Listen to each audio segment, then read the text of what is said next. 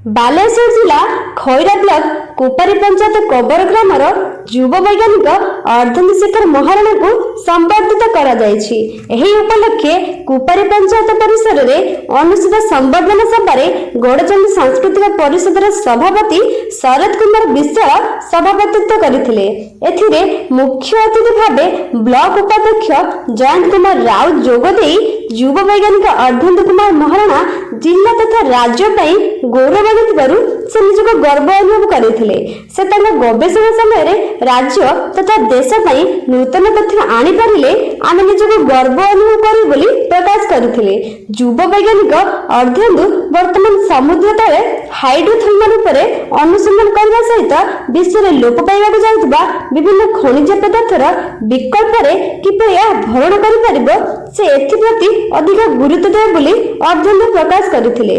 से जर्मन स्थित किल विश्वविद्यालय एथिने अधिक गवेषणा करिवे। एही संबर्धना सभा कुपारी सरपंच भवजोस्र नायक, समिति सदस्य सुनीता साहू, आशा, अंगनवाड़ी कर्मी, वार्ड सभ्य समेत विभिन्न संगठन कर्मकर्ता माने जोग देइथिले।